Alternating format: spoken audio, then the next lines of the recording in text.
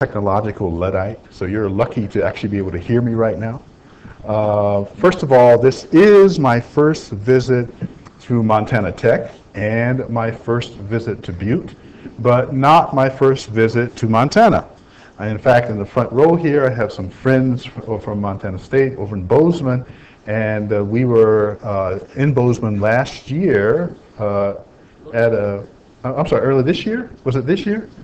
Tells you how much speaking I do. So earlier this year we were in Bozeman at an event to celebrate Einstein. And so Professor Nico Eunice and his lovely wife are sitting here in front. So they decided to come over here because they wanted to take a nap.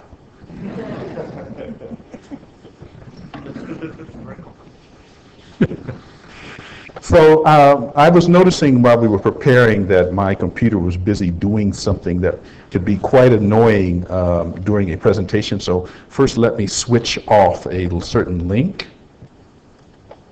and then we shouldn't be disturbed again by that. The other thing was in Beverly's very nice introduction, she commented about my family. And I do have a set of twins, and I hadn't planned to do this, but since she brought up the matter of my twins, I'll introduce you to my twins. So to my left in this picture is my son, Sylvester James Hayes III. To my immediate right is my wife, Diana. And to her right is my daughter, Delilah Elizabeth Abney Gates. Now, in the introduction, Bev mentioned that one of my children is a double major in mathematics and physics, and that the other child is a major in biology. So I'm a professor, so I like to give pop quizzes, so here's one coming to you. Which child is the double major in math and physics, and which child is the major in biology? Say again? My daughter? The double major. Indeed, it is my daughter who is the double major in math and physics. It's my son who is the slacker and has decided that he would major in biology instead. So that's our little family. And indeed, in the past, Bev probably had something to do with my children's major. She's not taking credit for it, but we were all together in Taiwan some years ago at a conference, an international conference for young people that Bev was the principal organizers for, and my children participated in that meeting. So I'm very thankful to her. I didn't know at the time that she was setting a course for their life, but there could have been worse outcomes. Okay, so let's get on with our talk. So there's this unpronounceable word. We're going to leave it mysterious for a little while. We'll come back and figure out what it means. But let me begin by showing you something very familiar. This is the table of elements. You've all seen it. It's one of the most well-known images in modern civilization. I like to call it the Mona Lisa of science, because it's familiar to everyone, but it's a little bit mysterious too. And so it kind of has that Mona Lisa smile to it in that sense. However, people like me don't do our science at that level. Instead, we're going to go on a small journey. Each of these hatch marks here represents a power of 10. And the simple way to think about this is if you start with a yardstick and you break it into 10 equal pieces and you throw away 9 of them, you go from something about this big to something about that big. You take that remaining object, break it into 10 equal pieces, throw away 9, keep 1. You go to something about the size of my fingernail. How many times do you have to do that to get to the size of the atom? Now, almost nobody in our society knows the answer to that question, by the way. It's really interesting. Everybody's heard of atoms, but very few people know where atoms actually are. The answer turns out to be 10 times. If you do that process 10 times, you go from our world to something the size of the atom. So this little journey here, each of these marks is a power of 10. And so, we could look at it around at our world, but it becomes interesting to people at 10 to the minus 5, you begin to see things like blood cells. So these are animations of newly emerging blood cells with their nuclei still intact coming out of bone marrow. At 10 to the minus 9, we encounter strands of DNA. That process carried out 9 times. The Human Genome Project, reading the story about humanity that we've recently done as a species at that level. At 10 to the minus 10, we enter the world of the atom. So this is an illustration or sort of a cartoon of an atom. These blobs that you see are basically clouds of electrons that whirl around the exterior of the atom. But we scientists have been even probing inside the atom. So if you get to 10 to the minus 15, you get to the size of the nucleus. So here we see an animation with 2 protons, 2 neutrons, and inside of them you see even smaller objects. These smaller objects are called quarks. Now, when I was in high school, the story stopped at atoms. We knew that there were atoms, and we knew there were protons and neutrons and electrons, and when you went to your science class, that was the end of the story. But in 1969, the year I graduated from high school, there were a set of experiments done at the Stanford Linear Accelerator, and these experiments showed that inside protons and neutrons there are these smaller objects, and these are the quarks that we just illustrated in our animation. So here's another illustration of the helium nucleus. We can see here the protons and neutrons. The protons are blue balls, sort of clears here are neutrons, and then inside the little quarks are sort of captured in there. And we believe you can never get quarks to come outside of nuclear matter. There's a process called infrared slavery that people have been studying for about 20 years, because we actually have equations for studying these things, and they suggest you will never be able to pull a quark out of the interior of the neutron or proton, even though they exist within them. So we're going to do a little bit of history now. These are one of these two people is very familiar probably to most of you. Madame Curie won the Nobel Prize, but Antoine Becquerel was a collaborator, also a Nobel Prize winner, and they both won prizes for something that's part of our story. So again, we can look at the table of elements, and the thing about the elements is, of course, inside of them we've met the nucleus, and the element turns out to depend on how many protons you put in the nucleus. You put 1 proton in the nucleus, you got a hydrogen atom. You put 2 protons in the nucleus, and you get a helium atom.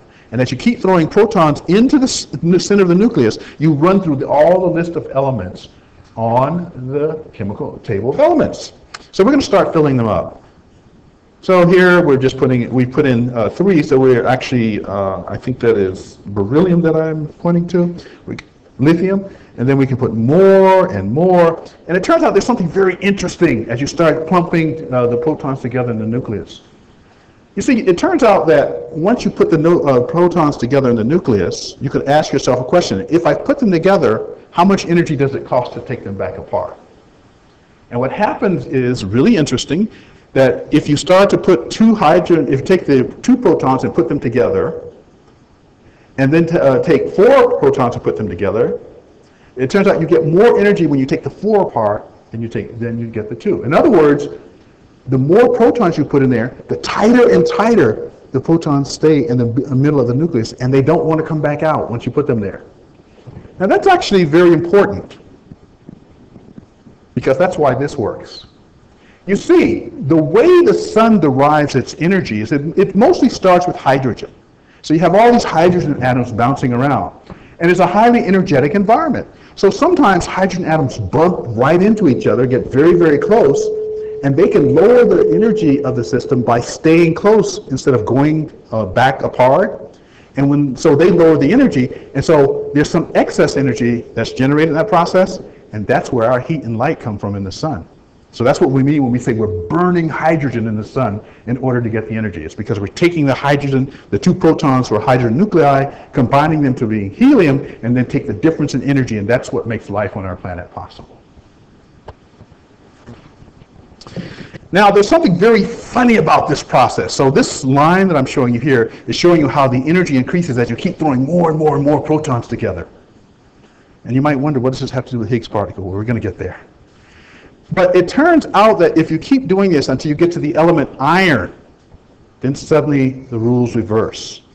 If you take an iron atom and put more protons in its nucleus, it turns out it's easier to pull it back apart than it was before you got to iron. And so you see there's very funny behavior. And so that means that something different must be going on inside of the atom. And that's part of what's going to get us to the Higgs boson. Is what is this difference that turns this curve over and makes it work in a different way? So here's our curve, and if you stop and think about it, this is actually very funny, because if by forming elements heavier than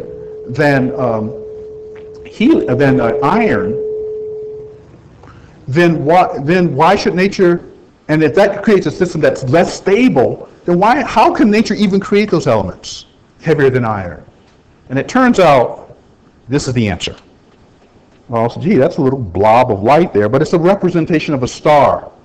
Sometimes stars blow up, and this is a representation of Eta Carinae, and it's an explosion of a star. And in these supernovae explosions, the elements higher than iron, in terms of the numbers of protons in the middle, are created by the exploding star.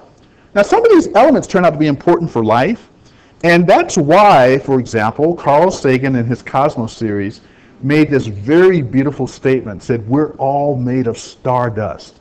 It's literally true. Those elements that are heavier than iron that we need as biological entities, those were forged by the explosions of stars. So we have a direct connection to stars, each and every single one of us.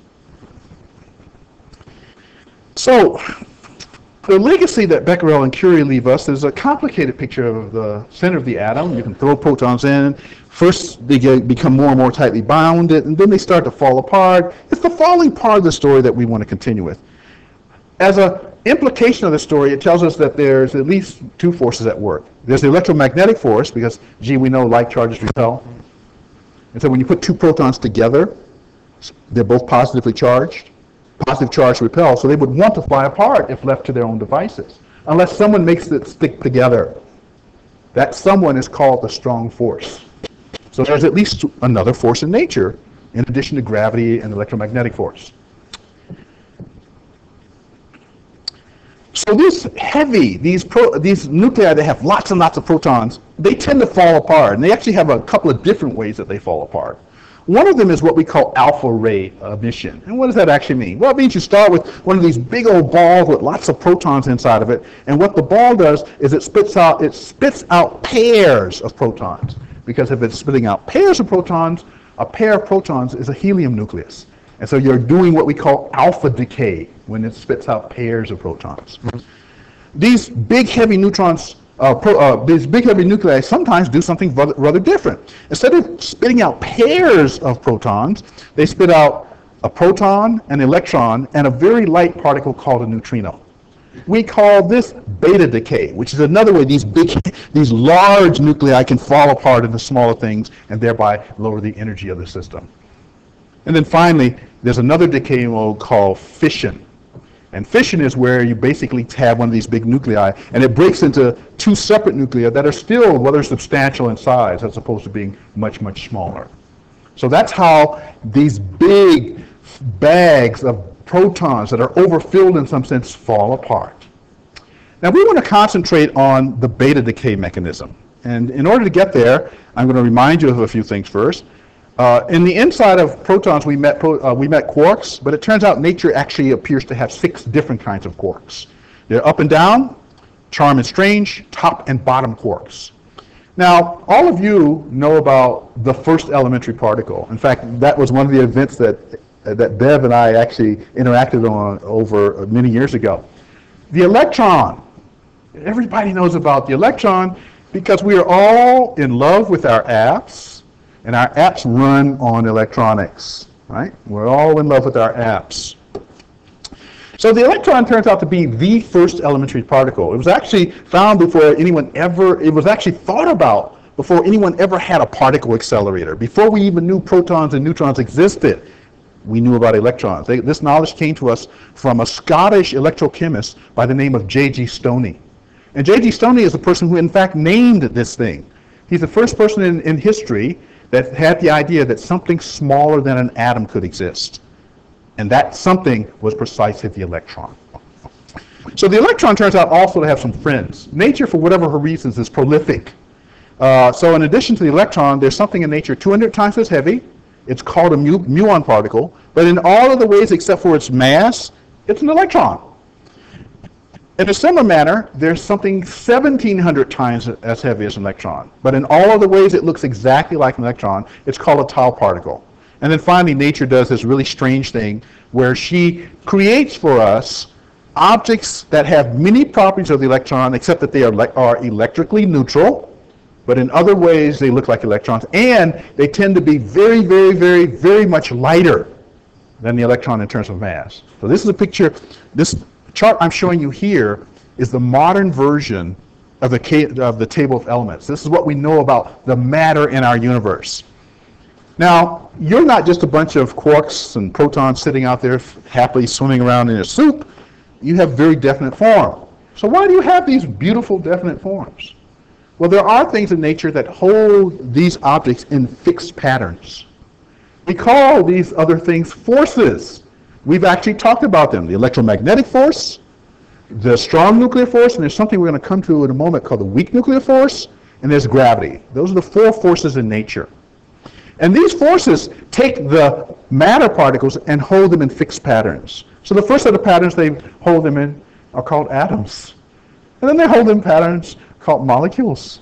And then they hold them in patterns that become genes. And then they hold them in patterns that could become cells. And then ultimately they hold them in patterns that are called you. So that's where you fit into this picture. You're a combination of the matter as well as the things, the forces that hold the matter in fixed patterns. And so on the side of this chart, we see the objects responsible for the forces. The photon is the carrier of the electromagnetic force. There are 8 gluons. They're the carrier of the strong nuclear force. There's something in nature called the Z particle. It's the carrier of the weak nuclear force. And as I said, we're going to come to that. And then there are 2 other objects that have electrical charge that are also carriers of the weak nuclear force, and they're called the W particles. So this is what we understand about nature. And everything on this table has been seen in the laboratory. Now, once again, when I graduated from high school, we didn't even know about things like the charm and strange quark. All we knew were up and down because, in fact, a guy named Murray Gell-Mann started worrying about these things at the end of the 50s. And so this chart changes in time. As we do more and more precise experiments, we find there are more and more of these things that we didn't know about. That might strike you as a little bit strange, but let me remind you of something that perhaps you don't know. We talked about the table of elements, which is sitting here. But you see, the inventor of the table of elements was a priest by the name of Mendeleev. And when he first invented the table of elements, not every place on the table was filled. That is, it was not known that all the elements that this table predicted had been seen in nature. In fact, this table actually predicted elements, and then people went out and found them to fill up the places. So when you draw these kinds of charts, they actually influence what you can go and find in nature. Now, I actually like Mendeleev for another reason. It turns out that Mendeleev was given a medal by the Tsar.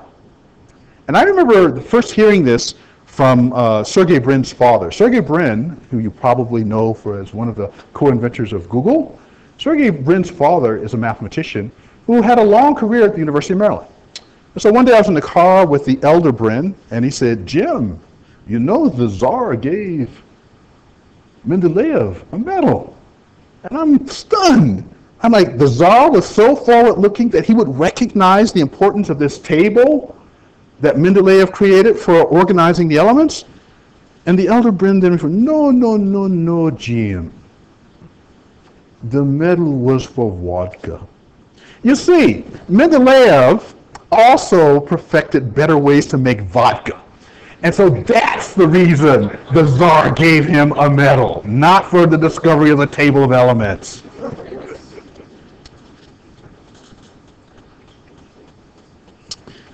So back to our story. These tiny objects, the quarks, they all act like little spinning basketballs, and they spin in a very peculiar way. You cannot speed them up nor slow them down. They spin at the same rate always and forever. And we physicists have a number, we call it h bar, and we use that to measure the rate of spin of these objects. So all protons, all quarks, all electrons actually have the same rate, which we measure, and this number j for all of them turns out to be a half. We talked about the force carriers. Well, they spin too. But the j's for the force carriers is not 1/2, it's 1. And so the force carriers and the matter spin at different rates. So protons are only some forms of nuclear matter. A proton is actually 2 up quarks and a down quark. A neutron is 2 down quarks and an up quark. But now you can kind of see the game. You take that list of quarks I told you, throw 3 of them together, and you get some form of nuclear matter. So for example, if you take 1 up quark, 1 down quark, and 1 strange quark, which we have listed as UDS, that becomes a particle called the lambda particle. If you take 3 strange quarks, that becomes a particle we call the omega particle. And these things were at the cutting edge of science back in the 50s. The discovery of things like lambdas and omegas and sigmas, and a whole zoo of nuclear particles. This is what physicists were about in the late 50s and early 60s. And as I said, nuclear matter really should be thought about not as a single object, but some kind of a bubble that has the quarks inside. So here we have a little illustration where I'm trying to pull a quark out, but you see I don't quite succeed. Because as I was trying to pull it out, another form of nuclear matter, what happened, actually let me go through this one more time so I can, so here's a proton, say, bouncing around happily. I'm going to grab the blue quark, I'm going to try to pull it out, because I know a lot of math, so I can do that. And it deforms the bubble, and then right there at the edge, if you look very carefully, you saw two new quarks, a quark and an anti-quark came into existence. So in fact, you never succeed in pulling the quark out, you just wound up producing more quarks inside of nuclear matter. This is the process that we call infrared slavery, and it's the reason why we think you can never pull quarks outside of a proton or a neutron. So this is how nature looks to us at the level of the small. There are forces and there are force carriers. So it works as follows. These two blobs of light in this diagram are a representation of electrons. So one of our electrons moves along, and at a certain point sends a message to the second electron. So you ought to be repelled from me, because I'm a positive negative charge and you're a negative charge. There is a particle of light, the photon, which is the force carrier that conveys that message. So it isn't that one electron magically reaches through space and tells the other electron to move away. The modern view is that there is a message carrier or a gauge particle which conveys the message you ought to be repelled. And that's how we think all forces work, including the force of gravity. Remember when you were in high school, someone wrote this formula about mass, product of the masses divided by the square of the distance, and they said, that's how the sun and the moon attract each other. But then if you ask, gee, well, why do they do that? People say, well, that's just the way it is.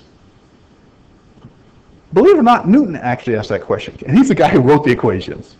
And he knew there was something very strange with that idea, that that's just the way it is. If you actually go back and read the Principia, which is his great work in physics, you will see that he talks about someone who thinks deeply about this question finds this extremely unsatisfying. That's just the way it is. In our modern view, what's going on is that the moon and the earth are communicating streams of gravitons, and they convey the gravitational force between the two objects. You know, gravitons, those things they talk about in Star Trek. So this is how we think the world works. And so here's another example. In this diagram, I have an electron moving along. It emits a particle of light, which it then later reabsorbs. But after emitting that first particle, it emits a second particle of light, which is the message carrier to the second electron. Well, that's one thing that could happen, but you see, this could happen too. The first electron communicates by sending a particle of light out, which then at this point disappears. Now, that particle of light was carrying energy. And Einstein teaches us that energy and mass are the same thing. So when this photon disappears, it converts itself into two objects that are massive, that carry the equivalent amount of energy. We call them a positron and an electron, which then destroy each other, creating a second photon, and that's a message carrier. Now, you've probably heard about a quantum leap and all that stuff, because they talk about that on TV. What I'm showing you here are pictures of what we call quantum processes. These pictures have a technical basis. They're called Feynman diagram, after the physicist Richard Feynman. And in fact, not only are they pictures, they are actually mathematical equations. If you sat with me in a course for, I don't know if there are any physics majors here, but if you didn't have any physics, and you sat with me for like 7 years, I could teach you how to do the math associated with this. But it turns out there's mathematics in these pictures. But to me, the really beautiful thing about Feynman diagrams is on the one hand, they're mathematics, but they're also a narrative. They're telling you a story about the way nature works. And you see, that's really what we theoretical physicists do. My wife often encounters people who find out that her husband is a physicist, a theoretical physicist, and they ask, well, what does he actually do? And her answer is very simple. He makes up stuff for a living. Now, whenever I'm president, I like to straighten that out a bit. I said, that's not quite what I do. I don't just make stuff up. And then she says, oh, well, it's mathematical, so no one can tell him it's wrong. You see, what theoretical physicists do is actually very, very similar to what novelists do. So what is it that novelists do? Well, they take letters and punctuation and spaces, they make words, and then with these words they tell stories. That's what a theoretical physicist does. We take mathematics, we construct basically stories, and then the difference, so how do you tell a really good theoretical physicist? Well, if we went to the case of the novelist, what's a good novelist versus a bad novelist? Well, it depends on the nature of the audience, right? It depends on what the people in the audience like or don't like. That's what determines a good or bad novelist. For physics, what makes a good theoretical physicist versus a bad theoretical physicist? There's one audience, and that's the audience of nature. The question is, how accurate are our mathematical stories in reproducing what we see in the laboratory? That's what determines a good theoretical physicist. It's all about describing accurately something in nature. Now, this kind of strange storytelling, because it might strike you that this is very ad hoc, turns out to be leads to the best known number in all of science. There's something called G-2, which basically says that the electron has what we call a moment, and we can measure it, and it's this number. We can use our mathematics and calculate this number. If you look at the agreement between these two numbers, you'll see it's startling. In fact, there's nothing else in all of science where you will find such an agreement between experiment and theory. And so that's why we're sure that this funny picture making that I'm showing you is an accurate description of our nature, because we can measure it. And the other reason we know this is because that's why these things work the way they do. You see, if our pictures were wrong, these things wouldn't work the way they do. In this world, there are these strange things called anomalies that are associated with diagrams like this, but I'm going to stop that because I'm going to race ahead, because we want to get into the Higgs particle. That's the subject of this talk. Okay, so now you have the stage on which the investigations of Higgs particles were set out. It's a standard model.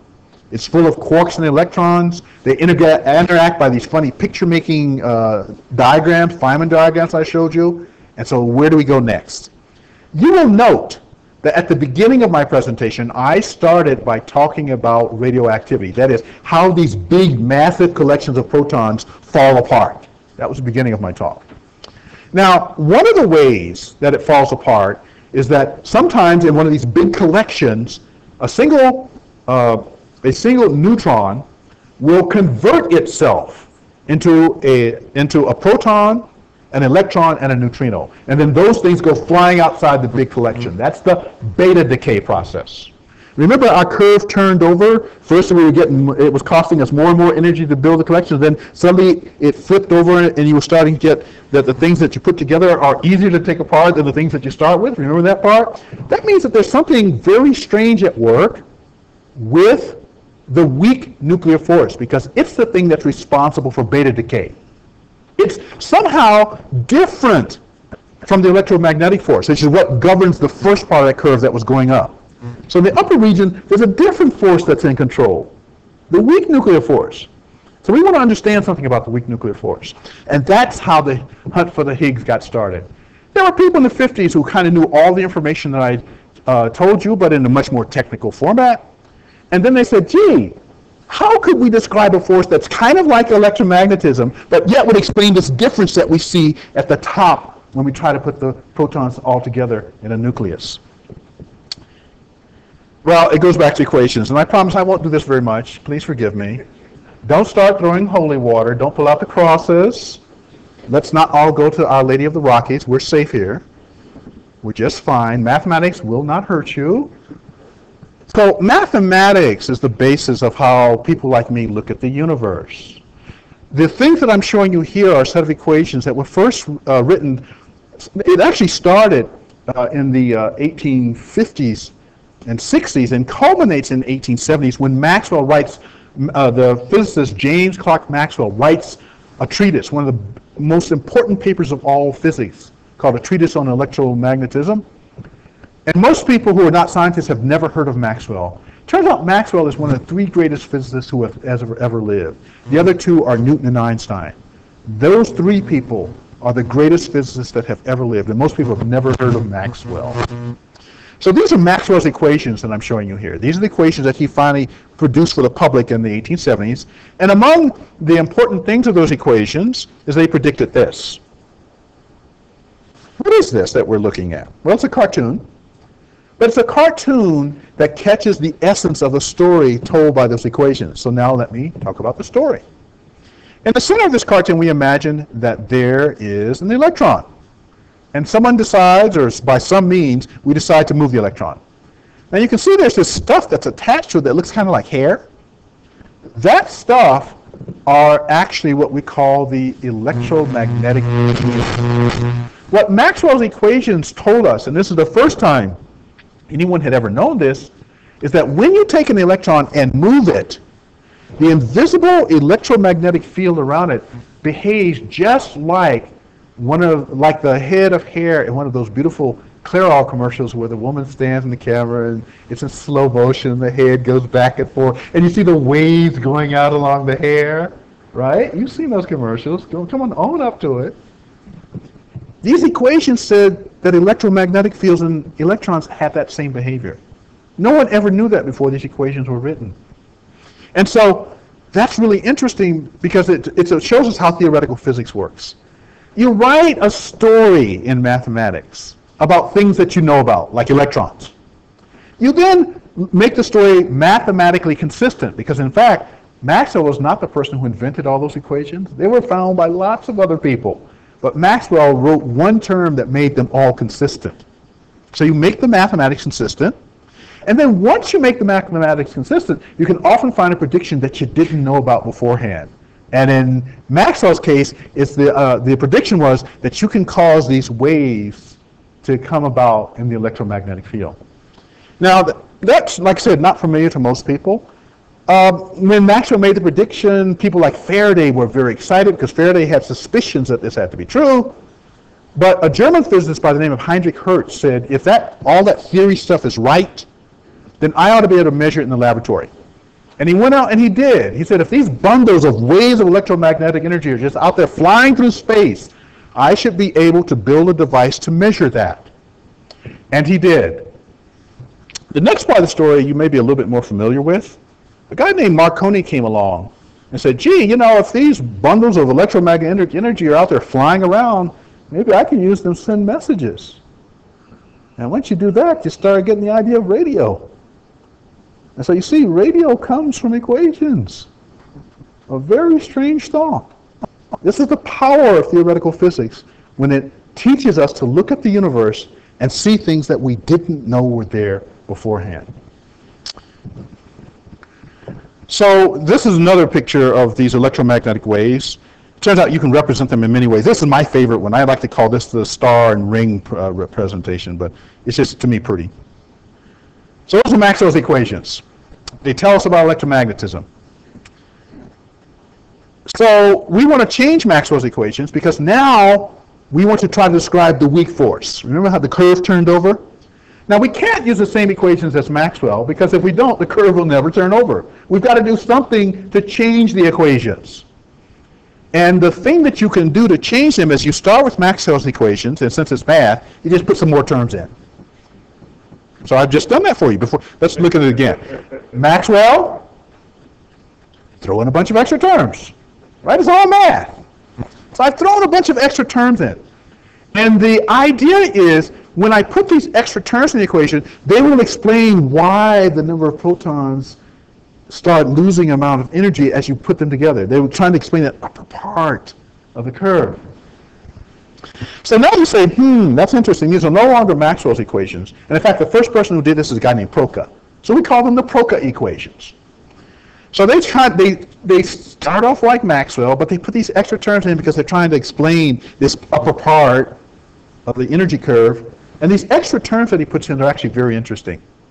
You see, Maxwell's equations describe photons. You've all heard about photons, particles of light. Particles of light have no mass whatsoever. Particles of light travel at the speed of light, always at the same speed in vacuum. Now, when you put Proca's modification to Maxwell's equations, and you ask, in Proca's equations, are there things that are like particles of light? Well, the answer turns out to be, yeah, they're kind of like particles of light, except they have one important difference. These things in Proca's equations obey Einstein's famous E equals mc squared. and can be brought to rest. Particles of light can never be brought to rest. And so this change that Procol makes is a dramatic change. Now, remember, we're doing this because we want to explain this force, and now we have a mathematical description that seems like it might help us. Because once you do this, you can then figure out, gee, what's the effect on the protons? And you find out you do start to get this effect that you were looking for. Now, there's only one thing wrong with this. If you actually make this change, and then say the world is quantum mechanical, you find out that it's mathematically inconsistent. And the first person, there's a very famous person, a famous story about the first person who realized this kind of inconsistency. So there was a graduate student once who was assigned a problem by his advisor. And he went off and he did the problem, and he did the calculation one way, he got one answer. He did the calculation another way, he got a different answer. Well, you know, mathematics doesn't work like that. If you're doing consistent mathematics, you're going to get the same answer, no matter how you do the calculation. So he struggled for a while, but he could never find an error. He went checked this way, it always consistent, got this answer. Went this way, checked, it was always this answer. And so, he said, gee, something crazy is going on here. So he took the two calculations to his advisor. The advisor did the calculations. Because after all, what advisor would, student comes with a story, I can't get the calculation right. The advisor, puffs on the cigar and says, yeah, kid, lots of people couldn't get it right. All right? So the advisor says, let me do the calculation. So the advisor does the calculations two ways, and guess what happens? He also got two answers. So, he starts scratching his head. The student actually figured out the right thing to do. The student was trying to become a theorist. At the end of this story, he decided he'd be an experimentalist. So, although this set of equations explains that part that we want to get up there, it's not mathematically consistent. And so there's a real problem. Now, this takes us basically to the 60s, because up until the 60s, all the story I've told you was actually known by the theoretical physics community. And so, now we come back to our strange collection of letters. Let me first introduce you to Anderson, Brouwer, Englert, Guralnik, Hagen, Higgs, Kibble, and 't Hooft. You see pictures of 5 of the 6 of them on the left there, where Kibble, Guralnik, Hagen, Englert, and Brouwer are standing. And then to the right of this, you see Peter Higgs, for which the Higgs particle is named. Gerhard 't Hooft is not, his picture is not here, but Gerhard 't Hooft already has a Nobel Prize, so I don't think I need to show his picture today. And in fact, he's a brilliant physicist that many of us admire greatly. So, remember, our story is we want to use these different equations so they explain something in nature, but mathematically they're inconsistent. That's where we're stuck. So what happens in theoretical physics is when you get stuck like this, it's like having homework and nobody can do your homework for you. You've got to actually figure it out. And so how do you figure it out? Well, then you go back to what my wife likes to say. You just make it up. So people start making up stories. It's mathematical stories, but you just make them up. Now, most of these stories are themselves mathematically inconsistent, so you can throw all those away. However, it turns out the story that Peter and these gentlemen made up was not mathematically inconsistent and explained how you could put those extra terms into the Maxwell equations. So what happened? Well, it turns out that these guys introduced more math, so I got to do a little bit more of this math stuff. They said in nature, in addition to photons and other things, there's something called the Higgs, that we now call the Higgs boson. It's a piece of mathematics. When you write such an object, it has two other things that accompany it. There's a number we call the vacuum expectation value, and another particle in nature that we call the Goldstone boson. Now, when you write the math, you ask, well, as non-mathematicians, you say, well, gee, that doesn't sound particularly simple. But if you're a physicist, it turns out there's a beautiful, simple story behind doing this. And I'm going to tell you the story. So you see, the way the story goes is we imagine that the thing we call the Goldstone boson sits at the top of a hill. Now, if you were to just slightly push this object to the side, what does it do? It's rolling down the hill. because that's what happens in places when you're sitting on top of hills and there's not a lot of friction. It goes rolling down the hill. So if you can write some mathematics that describes this situation and you give this thing a slight push, it goes rolling down the hill.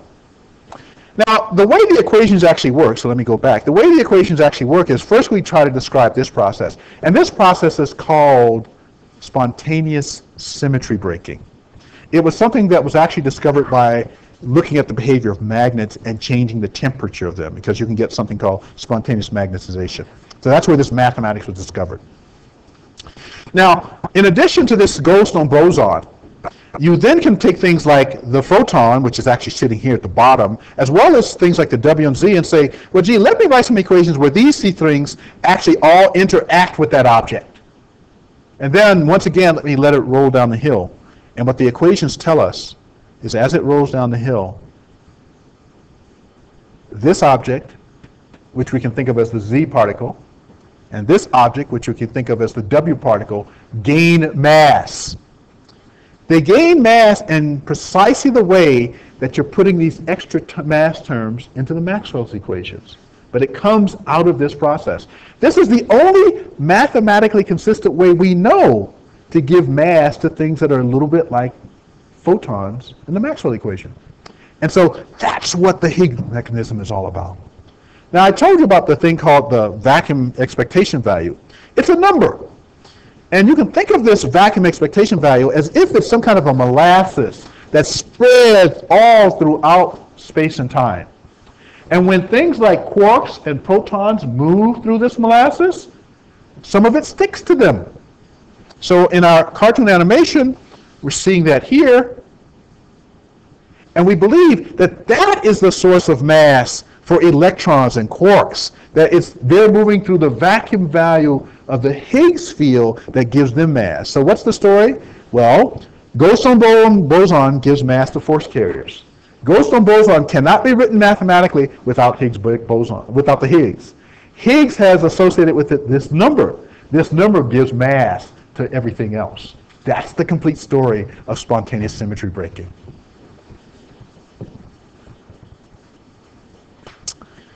So, bunch of mathematics. How do we know it's true? Got to go do the experiment. Theoretical physicists will lie to you. In some sense, we get paid to do that. Because the point is, we're making up all these stories just like novelists. And then when we're really good is when our story is an accurate description of nature. All the rest of it, who cares? So that's the story I told you. You got to check it. So how do you find a needle in a haystack? Well, it turns out computer simulations could help. Because you see, most people think that when you do science in an experiment, you build some fancy apparatus and you turn it on, and then you look for something new. It's a little bit like going on safari, right? You spend a lot of money to get transported to someplace you've never been before, and then you look out a window and say, gee, I've never seen that animal before. And that's your discovery. Well, it turns out that in the world of the ultra small that we're talking about, you actually have to know what you're looking for in order to find it. That sounds paradoxical. You have to know what you're looking for in order to find something new. And so what happens in particle physics is the math part of the story that I just told you about, we can use that mathematics in order to generate the kinds of signals that we would expect an experiment to produce. We can produce waveforms, we can produce plots, and then we build devices to see if we can see those plots show up in an experiment. And that's what I mean by you have to know what you're looking for in order to find it. That's how the Higgs boson was found. So computer simulations allow us to do this. So this is a computer simulation of the math of what it tells you, what it would look like if you saw a Higgs boson. And here's another one. And we do all kinds of fancy things called tagging particles. I won't waste your time with that. And so now you have to build a device to try to get the signals that were predicted by your computers using the math. That's how the science works. So if you were flying over Geneva at about 30,000 feet, this is what you would see, except that you wouldn't see the red ring. That's just put there to guide your eyes to the location of a device called the Large Hadron Collider. The Large Hadron Collider is actually underground. And in fact, this red ring shows the location of the Large Hadron Collider. So it's a place where several billion dollars, several tens of billion dollars now have been spent, including at least 800 million U.S. tax dollars. I was in 1998. Bev invited me to be part of an event in the White House that Mrs. Clinton, First Lady Clinton, was organizing, called the Millennium Lecture Series. The speaker at that series was Stephen Hawking. And they wanted to have a Q&A session after Stephen's presentation. Well, if you know anything about Stephen, the idea of a Q&A doesn't quite work, right? So what they decided to do was to invite a few scientists to be in the audience. So, and this was Bev's doing, to invite a few scientists to be in the audience so that when the Q&A came up, the scientists in the audience could handle the questions that came out of the Q&A. And I was one of those scientists. Bev knew I was in the area. Stephen talked about something that I work on called supersymmetry, and so it was likely that was going to be one of the questions, and indeed there was a question.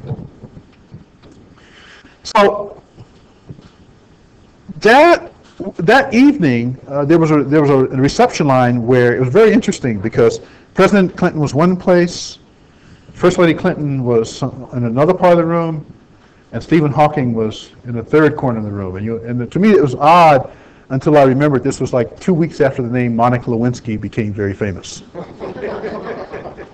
So it was a very odd time to be in the White House. That evening, when we met President Clinton, he in my exchange with him, because we all got in line to shake the president's hand, blah, blah, blah. When I met with the president, he told me, he said, "You'll be happy to know that the United States has made a commitment to support the colliders at the LHC, because this was shortly after a more powerful device called the superconducting supercollider was not built here." And so what were physicists going to do? Well, the United States decided to invest in the LHC. So I heard it directly from Clinton first that we were going to invest in the LHC, and we're going to talk about that investment next, because that's part of hearing these signals. So the LHC consists of several parts. It's what we call a proton-proton synchrotron. That means we use electric and magnetic fields to speed protons up and then bang them into each other. That's what the device does. The energy is 7 TeV. We physicists like to use electron volts as a unit of energy, so this is a unit of energy. And the initial design for the LHC was 7 TeV. I should tell you, that's only about a third of what the SSC was designed to operate at. The SSC would have been around 21 TeV. In other words, if we had built the SSC in the early 90s, we would have had a device that's 3 times as powerful as today's LHC. We would have discovered the Higgs particle at least 10 years earlier. That's what we lost when we decided not to build the SSC. So how does it work? Well, like I said, it speeds up protons. The little red balls in this cartoon are protons. Speeds them up to 0.999999, the speed of light. We're making these things move faster than we've ever made anything move in the history of our species. And we then use magnets to bend them in circular paths. We let them go around this big circular path. And we're going to look at this in a slightly different way, because in fact there are pipes that are buried in this system. And we're going to go riding along in one of the pipes. So in this animation, you're going to see some pink balls go by. Those represent the protons that go speeding by. But it's not 4 or 5. It's 10 to the 11, 10 to the 12, 10 to the 13, 14 that go by. And we're imagining watching these bunches rush by us. And now, at certain points, we take there are 2 pipes and we bend them so that the 2 beams run right at each other. And then we put big iPhones there, except that we call them detectors.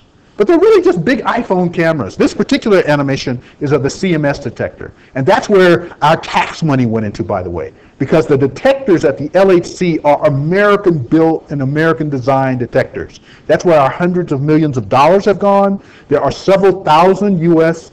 scientists and engineers operating these detectors in the LHC. So when you hear that the Higgs particle was discovered in Europe, yeah, that's true, but it was discovered in Europe by American scientists and engineers. This is a picture of the real LHC. If you go down, it just looks like a big oil pipe.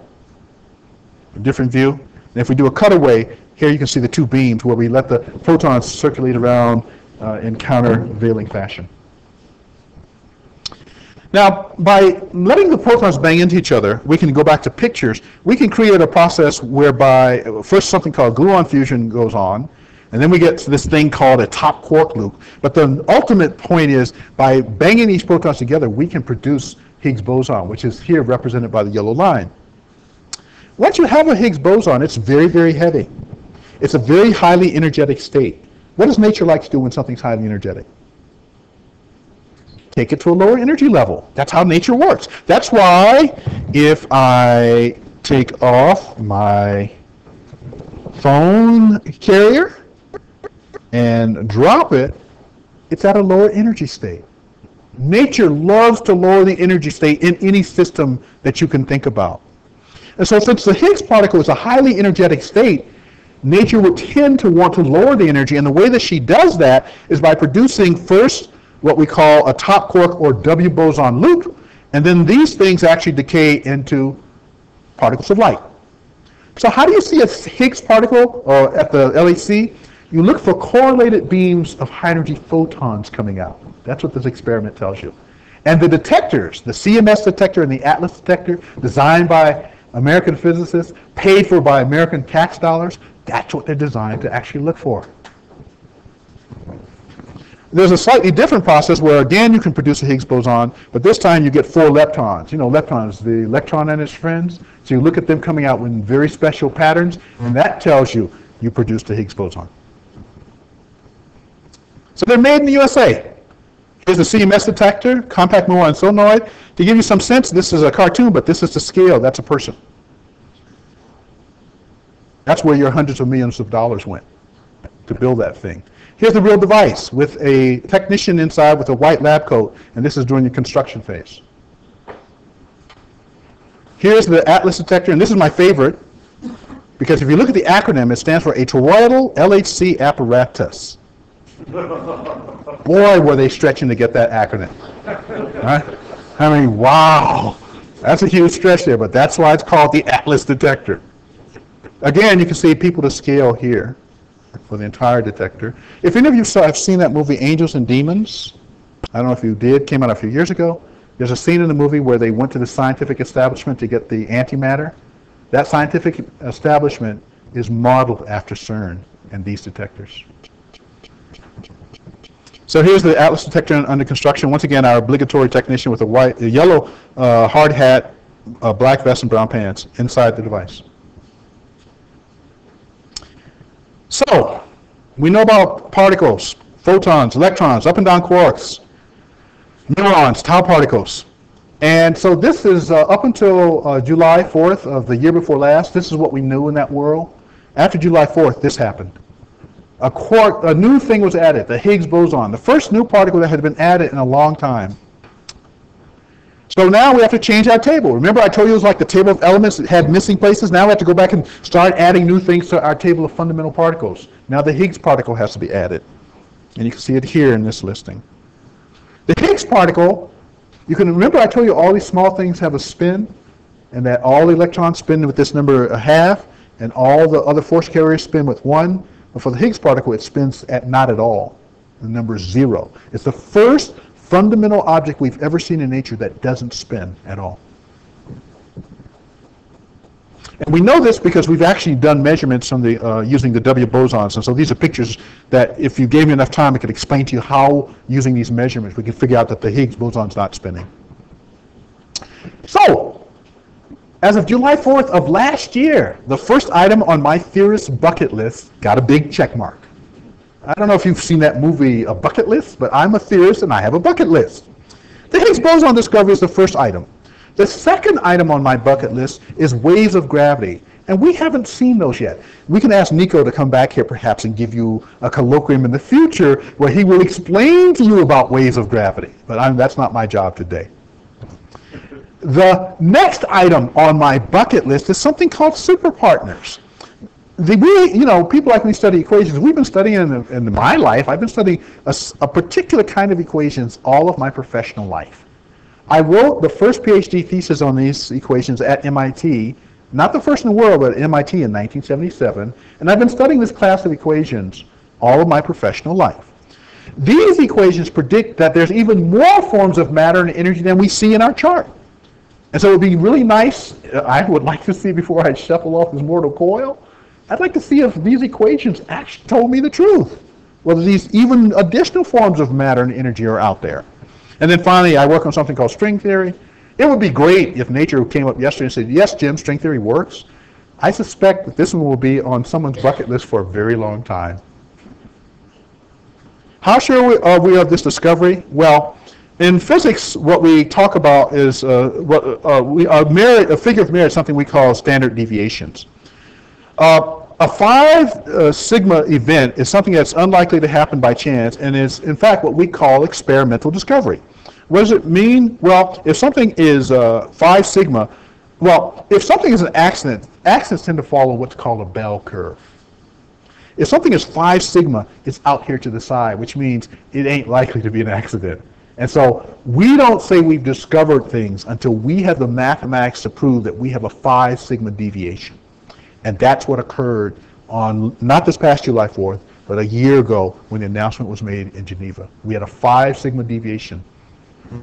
So the data tells us we've actually seen the Higgs. Actually, it turns out there are multiple ways of seeing the Higgs, and this table is kind of busy, but it shows you that. And this is, again, data. And I know people who actually work at the lab, so, you can go online if you know where to look and find all kinds of data. So are we there yet? Are we finished with the story? Well, we've come a long ways. We found the Higgs particle. But as of March 2013, this news release was given by Ralph Hewer, who is the Director General of CERN. He's the guy who runs the place. And I highlighted in red, he said, or possibly the lightest of several bosons. This rocked my world. In the initial announcement of the Higgs boson, the language is actually rather strange. It's not to people who are not specialists, but to people like me, if you go back and look at the initial language, you knew that there was something funny going on. Because they didn't say, we have discovered the Higgs. If you look at the releases, they said, we have discovered a Higgs-like particle. In other words, they're trying to be politicians and use wiggle words, right? And so what's this wiggling all about? That's what I want to finish with. Well, in 1977, as I said, I wrote the first PhD thesis on the idea of supersymmetry. And in my thesis, in fact, we point out the fact that if you arrange particles in different ways, you might not just get one Higgs particle. Supersymmetry actually says there are 5 Higgs particles. So one of the things to keep a very careful ear about, too, in the future, is to see if CERN ever comes back and tells us it has found more Higgs bosons. Because if it has found more Higgs bosons, it means that we are in a new era in understanding the structure of our universe, the post-Standard Model era. And like I said, it's stuff I've been kind of wondering about since I was a graduate student.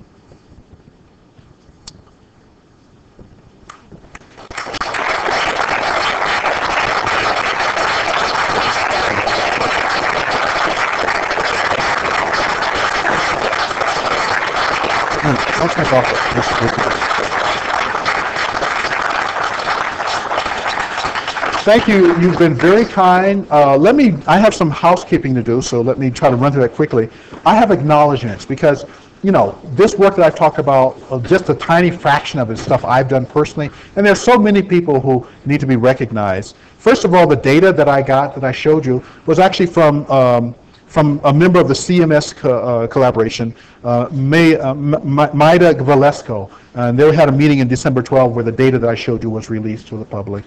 A lot of the animations, as I showed you, are part of a commercial product that one person in our audience has actually seen. And so I have to acknowledge them because they actually own the rights to these products. They allow me to use them, but I have to acknowledge that they actually own the intellectual property, and I have a lot of strange restrictions because of that.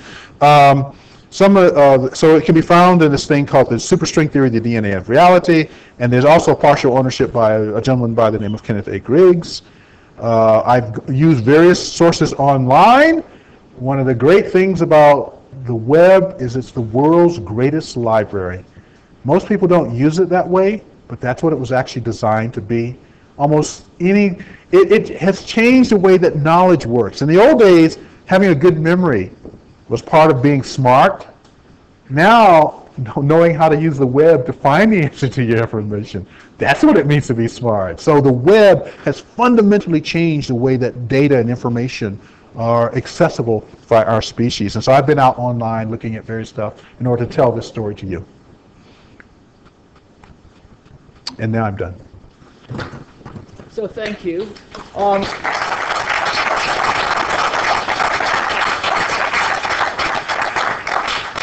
So I don't know if we might have a couple or 3 questions right now, and then I think there's some snacks out there in the lobby. Don, are there some snacks out there in the lobby somewhere? Yeah. Okay. So and then people can come up individually and talk to Jim a little bit. But if there's some good questions right here. This gentleman seems to have a question. This gentleman seems to have a question. I thought it was fascinating when you talked, like, comes up